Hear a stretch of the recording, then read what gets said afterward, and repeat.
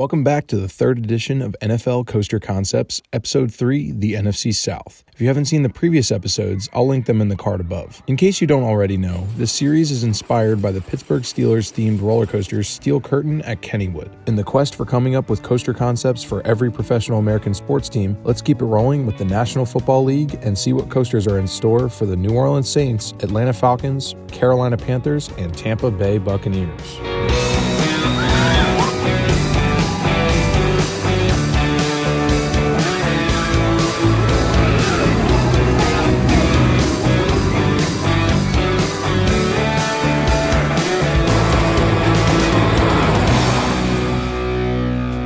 Here's a reminder of the criteria for coaster concepts: team and player nicknames, team colors, location in relation to a major theme park or lack thereof, the type of coaster that makes the most sense in the park lineup, what manufacturers parks are working with, and what model of coaster would make the most sense. Let's kick things off with the New Orleans Saints. If you're familiar with parks around the country, you'll know that there aren't any major amusement parks in New Orleans. That is, not since Hurricane Katrina wiped out what used to be Six Flags New Orleans. So the area has been without a major amusement park in over 15 years. But the nearest park is Blue Bayou Dixie Landin in Baton Rouge, over an hour away from the Saints Stadium, the Mercedes-Benz Superdome. However, with the installation of the indoor amusement park Nickelodeon Universe at the American Dream, and the proposals for another site like American Dream in Miami, I think it's possible for the city of New Orleans to get an indoor shopping and entertainment center as well. I'll give the Saints two options. First, I think Blue Bayou Dixie Landin is due for a new coaster, and that should be in the form of a family-style Gravity Group Woody like Kentucky Flyer at Kentucky Kingdom. As of right now, Blue Bayou only has 3 roller coasters, all of them which are steel, and the largest scale coaster is a Vekoma Boomerang. The obvious hole in their lineup is a wooden coaster, and one of the cheapest wooden coaster options is the Gravity Group Family Woody.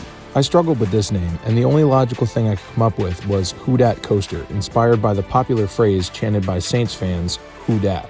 The other option for the Saints, if they were to get a new indoor amusement park, would be a Gerstlauer Eurofighter called Dome Patrol. Dome Patrol was the nickname of the Saints linebacking core of the late 80s and early 90s. Obviously, this name would be perfect for an indoor roller coaster, and I could see it being very similar to, if not a clone, of TMNT Shellraiser at Nickelodeon Universe. A large-scale Eurofighter is the perfect centerpiece of an indoor theme park, and Dome Patrol would rise above all the other attractions at the hypothetical New Orleans Amusement Entertainment Center. However, the more likely possibility is Who Dat Coaster at Blue Bayou Dixie Landin. But since they haven't installed a new coaster in 10 years, they may not start anytime soon.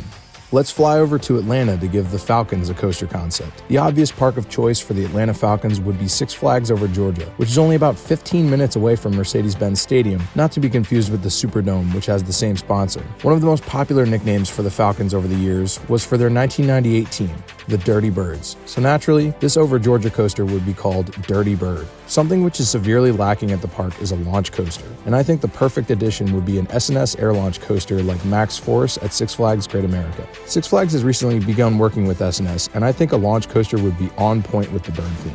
Next, let's head over to Charlotte, North Carolina, and their Carolina Panthers. The clear location for this coaster would be Carowinds, just 15 minutes away from Bank of America Stadium. One popular nickname for the Panthers in the past was the Cardiac Cats, but since heart disease is such a big issue, I stayed away from the cardiac nicknames for coaster concepts. For whatever reason, cardiac is a super popular nickname in football. The Cardinals have been called the Cardiac Cards, the Jaguars have even been called the Cardiac Jags, and even the Browns have at one point been referred to as the Cardiac Kids, so let's just leave the word cardiac out of this.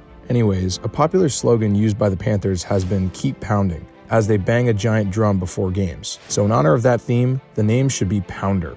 Everyone knows what's missing from the Carowinds lineup, and it's an RMC. The perfect candidate for a remodel from Rocky Mountain Construction is one of the park's wooden coasters, Hurler, which is found to be rough and boring by many. Since Hurler's former sister at King's Dominion was recently turned into an RMC hybrid in Twisted Timbers, it makes perfect sense for Pounder to be the hybrid replacement for Hurler. Also, the Panthers' color scheme would look amazing on an RMC, either with black track and light blue supports, or black supports and light blue track. Either way, it would look great.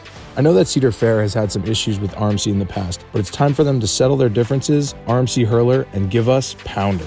Finally, we have the newly revamped Tampa Bay Buccaneers. Obviously, the best theme park in Tampa, which is one of the best in the country, is Busch Gardens Tampa. The Buccaneers have had various nicknames over the years, but I was torn between two nicknames, both involving their team colors. I think this coaster would either be called Pewter Pirate or Creamsicle Crusher. Now, I get that both of them aren't necessarily the most intimidating names, but then again, the Bucs don't really have very scary team colors. Just look at these terrible creamsicle jerseys from back in the 70s. Busch Gardens already has a stacked lineup, especially once Iron Gwazi opens next year, so they don't have a whole lot of gaps in their lineup. They have 2 launch coasters, 3 large-scale inversion-based B&Ms, 4 family coasters, and soon an RMC Hyper Hybrid. But there's just one thing missing, a wooden coaster. Like the Saints, I think the Buccaneers and BGT are in store for a family-style Gravity Group wooden coaster like Oscar's Wacky Taxi at Sesame Place. All of the park's coasters are currently steel, and they could definitely use another ride good for all ages. Gravity Group makes sense, since both Busch Gardens and Sesame Place are owned by SeaWorld Entertainment, so the manufacturer relationship is there. This is another coaster whose color scheme I think would look really good, whether it's pewter silver or creamsicle orange.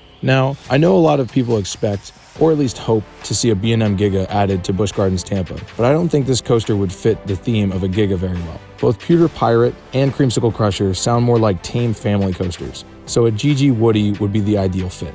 And that's all for episode 3 of NFL Coaster Concepts. The Saints get Who Dat Coaster at Blue Bayou Dixie Landin, or Dome Patrol at a new indoor park. The Falcons get Dirty Bird at Six Flags Over Georgia. The Panthers get Pounder at Carowinds, and the Buccaneers get either Pewter Pirate or Creamsicle Crusher at Busch Gardens Tampa. So what did you think of my choices? Were there any good names or potential coaster models that I left out? Leave a comment down below whether you liked or disliked these NFC South coaster concepts. Like this video to help Coaster Jawn grow, and of course subscribe to the channel for future NFL coaster concepts and more. Until then, ride on.